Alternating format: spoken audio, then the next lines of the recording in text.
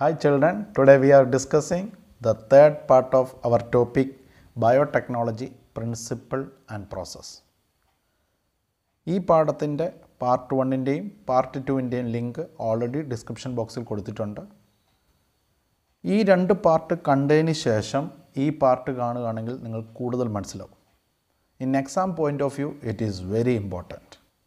In this section we are discussing the vectors using in recombinant DNA technology, that is a biotechnology. What is a vector? Vector is also called carrier DNA or vehicle DNA that carry foreign gene into another cell where they get replicate and express. ബയോടെക്നോളജിയിൽ നമുക്കൊരു foreign gene മറ്റൊരു സെല്ലിലേക്ക് കടത്തിവിടുന്നത് വെക്ടറിൻ്റെ സഹായത്താലാണ്. ഒരു ഉദാഹരണം പറഞ്ഞു കഴിഞ്ഞാൽ നിങ്ങൾക്ക് insulin produce ചെയ്യണം. അതിന് കാരണമായ ജീൻ നമുക്ക് വെക്ടറിൻ്റെ സഹായത്താൽ ട്രാൻസ്ഫർ ചെയ്യാം.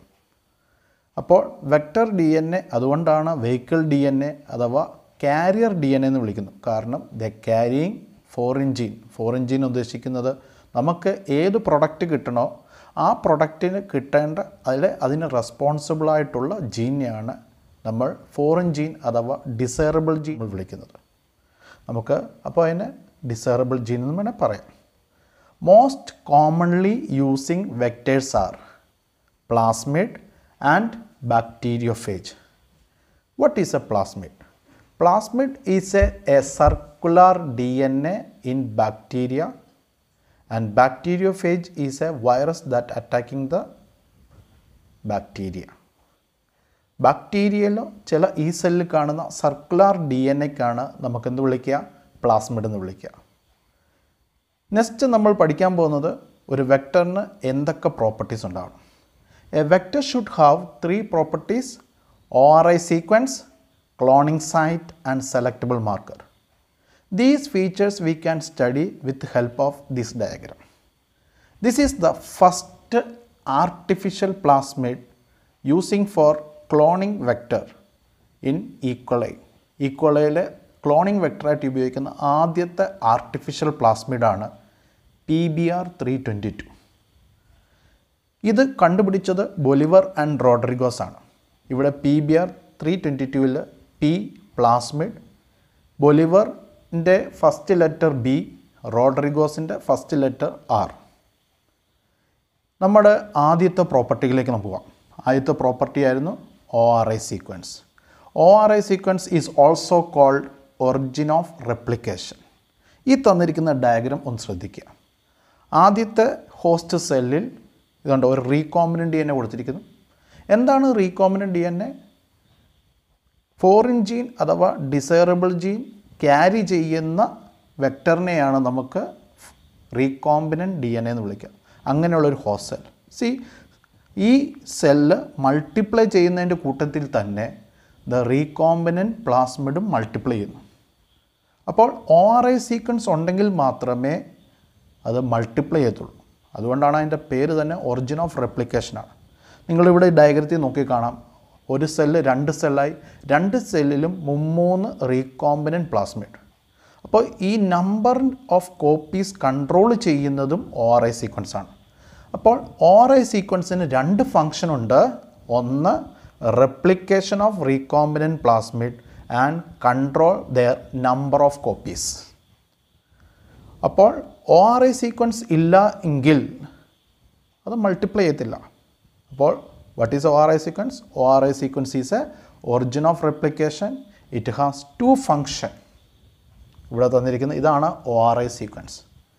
ഒരു function they help in replication of carrier DNA or recombinant plasmid or recombinant vector. The second, it also control their copy number. Let us move to the second one, that's a cloning site. It is the site where the foreign gene or desirable gene link. നമ്മൾ ആ വെക്ടറിൽ എവിടെയാണോ foreign gene link ചെയ്യുന്നത് ആ സൈറ്റിനെയാണ് നമ്മൾ cloning site എന്ന് വിളിക്കുക. It usually do where the recognition site present in antibiotic resistant gene. ഒരു simple example വഴി നമുക്കിത് പെട്ടെന്ന് പഠിക്കാൻ പറ്റും. ഈ PBr 322-ൽ 2 ആൻറ്റിബയോട്ടിക് റെസിസ്റ്റൻറ്റ് ജീനുണ്ട്. ഈ AMPR എന്ന് എഴുതിയിരിക്കുന്നത് ആംപിസെല്ലിൻ ആൻറ്റിബയോട്ടിക് റെസിസ്റ്റൻറ്റ് ജീനാണ്. TETR എന്ന് എഴുതിയിരിക്കുന്നത് ടെട്രാസൈക്ലിൻ ആൻറ്റിബയോട്ടിക് റെസിസ്റ്റൻറ്റ് ജീനാണ്. അപ്പോൾ PBr 322-ൽ 2 ആൻറ്റിബയോട്ടിക് റെസിസ്റ്റൻറ്റ് ജീനുണ്ട്. ഏതൊക്കെയാണ്? ആംപിസെല്ലിൻ റെസിസ്റ്റൻറ്റ് ജീനും ടെട്രാസൈക്ലിൻ റെസിസ്റ്റൻറ്റ് ജീനും. ആംപിസിലിൻ റെസിസ്റ്റൻറ്റിൻ്റെ അവിടെ 2 റെക്കഗ്നേഷൻ സൈറ്റ്, അതായത് 2 റെസ്ട്രിക്ഷൻ എൻസൈമിന് അവിടെ കട്ട് ചെയ്യാം. ആംപിസിലിൻ റെസിസ്റ്റൻറ്റിൻ്റെ അവിടെ നമുക്ക് ഓർക്കാൻ എളുപ്പവഴി ഇവിടെ ഒരു P ഉണ്ട്. അവിടുത്തെ റെസ്ട്രിക്ഷൻ എൻസൈമിൻ്റെയും സ്റ്റാർട്ടിംഗ് ലെറ്റർ P ആണ്. PST1 is a 1 restriction enzyme, another one PV1. അതായത് PST1-ന് ഇവിടെ ഈ സീക്വൻസിന് ഇവിടെ കട്ട് ചെയ്യാം, PV1-ന് ഇവിടെ കട്ട് ചെയ്യാം. അതുപോലെ ടെട്രാസൈക്ലിൻ റെസിസ്റ്റൻറ്റ് ജീൻ്റെ അവിടെയും 2 recognition site, that is 2 restriction enzyme can cut. BAM-H1 എന്ന റിസ്ട്രിക്ഷൻ എൻസൈമിനും SAL1 എന്ന റിസ്ട്രിക്ഷൻ എൻസൈമിനും കട്ട് ചെയ്യാൻ പറ്റും. ഓക്കെ, വേറെ റിസ്ട്രിക്ഷൻ മൊത്തത്തിൽ 8 റിസ്ട്രിക്ഷൻ സൈറ്റ് ഉണ്ട്. പക്ഷേ നമ്മുടെ foreign gene antibiotic resistant gene ഉള്ളിടത്തുള്ള റിസ്ട്രിക്ഷൻ സൈറ്റിൽ മാത്രമേ കട്ട് ചെയ്യാവൂ. The foreign gene should be linked the restriction site present in antibiotic resistant gene.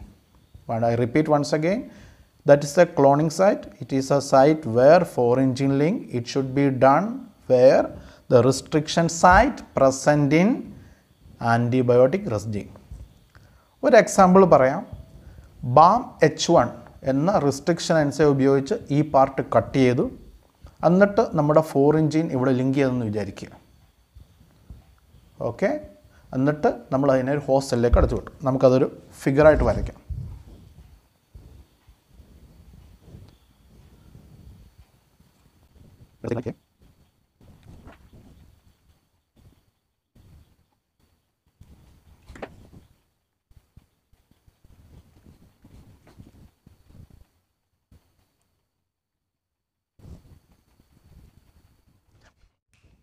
Okay, ഇവിടെ നമ്മൾ പറഞ്ഞു BAM-H1 എന്ന റിസ്ട്രിക്ഷൻ എൻസൈം വെച്ച് നമ്മൾ ആ ഭാഗം കട്ട് ചെയ്തു, അവിടേക്ക് നമ്മുടെ ഡിസൈഡ് ജീൻ ലിങ്ക് ചെയ്തു. അപ്പോൾ ഡിസൈഡ് ജീൻ ലിങ്ക് ചെയ്ത് കഴിഞ്ഞെങ്കിൽ ഇപ്പോൾ ഇത് റീകോമ്പിനൻ്റ് ആയി. അപ്പോൾ ഈ പ്ലാസ്മിഡിന് ടെട്രാസൈക്ലിൻ റെസിസ്റ്റൻറ്റ് ജീൻ നഷ്ടപ്പെട്ടു. നേരത്തെ ആംപിസിലിൻ റെസിസ്റ്റൻറ്റ് ജീനും ടെട്രാസൈക്ലിൻ റെസിസ്റ്റൻറ്റ് ജീനും ഉണ്ടായിരുന്നു. പക്ഷേ ഇപ്പോൾ നമ്മൾ ഏത് എൻസൈമാണ് ഉപയോഗിച്ചത്? നമ്മുടെ ഈ എക്സാമ്പിൾ BAM-H1 ഉപയോഗിച്ചു. അത് റിസ്ട്രിക്ഷൻ എൻസൈമാണ്. ആ എൻസൈം ഉപയോഗിച്ച് ആ പർട്ടിക്കുലർ പാർട്ട് കട്ട് ചെയ്തിട്ട് നമ്മുടെ ഫോറിൻ ജീൻ അഥവാ ഡിസൈഡ് ജീൻ ലിങ്ക് ചെയ്തു. എന്നിട്ട് അത് ഹോസ്റ്റ് സെല്ലിലേക്ക് കടത്തി വിട്ടു. ഓക്കെ, അടുത്തത് രണ്ടാമത്തതും ഹോസ്റ്റ് സെല്ലിൽ തന്നെയാണ്. ഇപ്പോൾ നമുക്ക് കണ്ണുകൊണ്ട് കാണാൻ പറ്റാത്തത് ഇവയെ എങ്ങനെയാണ് ട്രാൻസ്ഫോമൻ്റ് ആണോ നോൺ ട്രാൻസ്ഫോമൻ്റ് ആണോ എന്ന് തിരിച്ചറിയാം. ഈ ഹോസ്റ്റ് സെല്ലിന് ആംപിസെല്ലിൻ ആൻറ്റിബയോട്ടിക് സൊല്യൂഷനിൽ മൾട്ടിപ്ലൈ ചെയ്യാൻ പറ്റും. എന്തുകൊണ്ടാണ് ആംപിസെല്ലിൻ ആൻറ്റിബയോട്ടിക് സൊല്യൂഷനിൽ മൾട്ടിപ്ലൈ ചെയ്യാൻ പറ്റുന്നത്? കാരണം ഇവർക്ക് ആംപിസെല്ലിൻ ആൻറ്റിബയോട്ടിക് റെസിസ്റ്റൻറ്റ് ജീനുണ്ട്. എന്നാൽ ഈ ഹോസ്റ്റ് സെല്ലിന് ടെട്രാസൈക്ലിൻ ആൻറ്റിബയോട്ടിക് സൊല്യൂഷനിൽ മൾട്ടിപ്ലൈ ചെയ്യാൻ പറ്റത്തില്ല. കാരണം ഇവർക്ക് ടെട്രാസൈക്ലിൻ ആൻറ്റിബയോട്ടിക് റെസിസ്റ്റൻറ്റ് ജീനില്ല. അപ്പോൾ ആംപിസെല്ലിൻ ആൻറ്റിബയോട്ടിക് സൊല്യൂഷനിൽ മൾട്ടിപ്ലൈ ചെയ്യുകയും ടെട്രാസൈക്ലിൻ ആൻറ്റിബയോട്ടിക് സൊല്യൂഷനിൽ മൾട്ടിപ്ലൈ ചെയ്യാതിരിക്കുകയും ചെയ്താൽ we can call this a transformant. എന്നാൽ ഇവിടെ നോക്കിക്കേ, ഈ ഹോസ്റ്റ് സെല്ലിന് ആംഫിസെല്ലിൻ ആൻറ്റിബയോട്ടിക് സൊല്യൂഷനിലേക്കും ടെട്രാസൈക്ലിൻ ആൻറ്റിബയോട്ടിക് സൊല്യൂഷൻ കടത്തിവിട്ടാൽ രണ്ടിടത്തും മൾട്ടിപ്ലൈ ചെയ്യും. കാരണം അവർക്ക് റെസിസ്റ്റൻറ്റ്. അപ്പോൾ നമ്മുടെ ഇങ്ങനെ നമുക്കിത് ട്രാൻസ്ഫോർമെൻ്റ് ആണോ നോൺ ട്രാൻസ്ഫോർമെൻ്റ് ആണോ എന്ന് തിരിച്ചറിയാൻ പറ്റും. ഇവിടെ നമുക്കറിയാം ടെട്രാസൈക്ലിൻ റെസിസ്റ്റൻറ്റ് നഷ്ടപ്പെട്ടു. ഇവിടെ ഏതുണ്ട്? ആംഫിസെല്ലിൻ റെസിസ്റ്റൻറ്റ് ഉണ്ട്.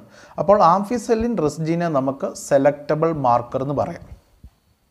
അപ്പോൾ ഈ സെലക്റ്റബിൾ മാർക്കറിൻ്റെ സഹായത്താലാണ് ദ സെൽ ട്രാൻസ്ഫോർമെൻ്റ് ആണോ നോൺ ട്രാൻസ്ഫോർമെൻ്റ് ആണോ എന്ന് തിരിച്ചറിയുന്നത്.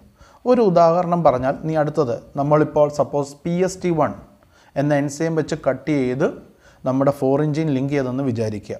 അങ്ങനെയാണെങ്കിൽ അതിന് ആംഫിസെല്ലിൻ റെസിസ്റ്റൻറ്റ് നഷ്ടപ്പെട്ടു, ടെട്രാസൈക്ലിൻ റെസിസ്റ്റൻറ്റ്. ഇപ്പോൾ രണ്ടാമത്തെ ഇവിടെ ഇത് നഷ്ടപ്പെട്ടു. അപ്പോൾ ഏതുണ്ട്? ടെട്രാസൈക്ലിൻ റിസസ് ജീൻ ഉണ്ട്. അപ്പോൾ ഈ host cell tetracycline antibiotic solution multiply ചെയ്യും, പക്ഷേ ആംബിസെല്ലിൻ ആൻറ്റിബയോട്ടിക് സൊല്യൂഷൻ മൾട്ടിപ്ലൈ ചെയ്യത്തില്ല.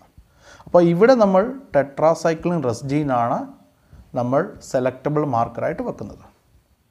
മനസ്സിലായെന്ന് ഞാൻ വിചാരിക്കുന്നു. അപ്പോൾ നമ്മൾ പറഞ്ഞത് ക്ലോണിംഗ് സൈറ്റ് ആണ്. It is the site where the foreign gene link it should be done the restriction site present in antibiotic res gene. നമ്മൾ PBR 322ൻ്റെ സഹായത്താലാണ് പറഞ്ഞത്. സപ്പോസ് BAM-H1 എന്ന റിസ്ട്രിക്ഷൻ എൻസൈം വെച്ച് കട്ട് ചെയ്ത് ആ പാർട്ട് മാറ്റിയിട്ട് ഫോറിൻ ജീൻ ലിങ്ക് ചെയ്യുമ്പോൾ അതിന് ഏത് റെസ് ജീൻ നഷ്ടപ്പെട്ടു? ടെട്രാസൈക്ലിൻ റെസ് ജീൻ നഷ്ടപ്പെട്ടു. ഇപ്പോൾ ഏത് മാത്രമേ ഉള്ളൂ? ആംബിസിലിൻ റെസ് ജീൻ മാത്രമേ ഉള്ളൂ. എന്നാൽ നോൺ റീകോമൻ്റ് ആണെങ്കിൽ 2 റെസ് ജീനും ഉണ്ട്. അങ്ങനെയുള്ളവ 2 സൊല്യൂഷനിലും, ആംബിസെല്ലിൻ ആൻറ്റിബയോട്ടിക് സൊല്യൂഷനിലും ടെട്രാസൈക്ലിൻ ആൻറ്റിബയോട്ടിക് സൊല്യൂഷനിലും മൾട്ടിപ്ലൈ ചെയ്യും. അപ്പോൾ 2 ഇടത്തും മൾട്ടിപ്ലൈ ചെയ്യുന്നെങ്കിൽ അത് നോൺ ട്രാൻസ്ഫോമൻ്റ് ആണ്. ആംബിസെല്ലിൻ സൊല്യൂഷനിൽ മൾട്ടിപ്ലൈ ചെയ്യുകയും ടെട്രാസൈക്ലിൻ സൊല്യൂഷനിൽ മൾട്ടിപ്ലൈ ചെയ്യാതിരിക്കുകയും ചെയ്താൽ ഇത് ട്രാൻസ്ഫോമൻ്റ് ആണ്. നമ്മൾ ഈക്വലയുടെ കാര്യം പറയുമ്പോൾ ഈക്വലയിൽ ആൻറ്റിബയോട്ടിക് റെസ് ജീൻ ഇല്ല. അപ്പോൾ അവിടെ LAC-Z എന്നൊരു ജീനുണ്ട്. നമ്മൾ ഈ LAC-Z ജീന് ലാക്കോപ്രോൺ എന്ന് പറയുന്ന ടോപ്പിക്കിൽ പഠിച്ചിട്ടുണ്ട്. അത് പ്രൊഡ്യൂസ് ചെയ്യുന്ന എൻസൈമാണ് ബീറ്റാ ഗാലക്ടോസിഡേസ്. അപ്പോൾ അവിടെ ആൻറ്റിബയോട്ടിക് റെസിസ്റ്റൻ്റ് ഇല്ലെങ്കിൽ അവിടെ LAC-Z ജീനിലേക്കാണ് നമ്മൾ റീകോമനൻ്റ് DNA ലിങ്ക് ചെയ്യുന്നതെങ്കിൽ അത് ഒരു കളറും പ്രൊഡ്യൂസ് ചെയ്യത്തില്ല. എന്നാൽ റീകോമനൻ്റ് DNAയുടെ ആബ്സെൻസിൽ അത് ബ്ലൂ കളർ പ്രൊഡ്യൂസ് ചെയ്യുകയും ചെയ്യും. അപ്പോൾ അവിടെ നമ്മൾ കളറിനെ ബേസ് ചെയ്താണ് റീകോമനൻ്റ് ആണോ നോൺ റീകോമൻ്റ് ആണോ എന്ന് തിരിച്ചറിയുന്നത്. ഞാൻ ഒന്നുകൂടെ പറയാം. ഈക്വലയിൽ ആൻറ്റിബയോട്ടിക് റെസിസ്റ്റൻറ്റ് ജീൻ ആബ്സെൻ്റ് ആണ്. അവിടെ LAC-Z എന്ന് പറഞ്ഞൊരു ജീനുണ്ട്. ആ LAC-Z എന്ന ജീനിലേക്ക് നമ്മുടെ റീകോമനൻ്റ് DNA കോഡ് ചെയ്യുന്നു. റീകോമനൻ്റ് DNA കോഡ് ചെയ്തിരിക്കുന്ന ഈക്വലെ ആണെങ്കിൽ they do not produce any colour. അതിന് പറയുന്നത് ഇൻസേർഷണൽ ഇനാക്ടിവേഷൻ ആണ്. എന്താണ് insertional inactivation?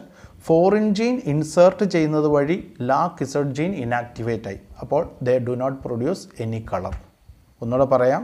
Foreign gene link ചെയ്തത് വഴി LAC-Z ജീൻ ഇനാക്റ്റീവായി. എന്നാൽ റീകോമനൻ്റ് DNA LAC-Z ജീനിൽ കോഡ് ചെയ്തില്ല എങ്കിൽ ഇറ്റ് പ്രൊഡ്യൂസ് ബ്ലൂ കളർ. അപ്പോൾ ആദ്യം നമ്മൾ ആൻറ്റിബയോട്ടിക് റെസ് ജീനെ സെലക്റ്റബിൾ മാർക്കർ ആയെങ്കിൽ ഇവിടെ നമ്മൾ LAC-Z ജീനെ സെലക്റ്റബിൾ മാർക്കറായിട്ട് വെക്കുന്നു. അപ്പോൾ ഇതാണ് നമ്മുടെ ഒരു വെക്ടറിന് വേണ്ട 3 properties: ORI sequence, cloning site, selectable marker. I hope all of you understand today's portion. Thanks for watching. Thank you, children.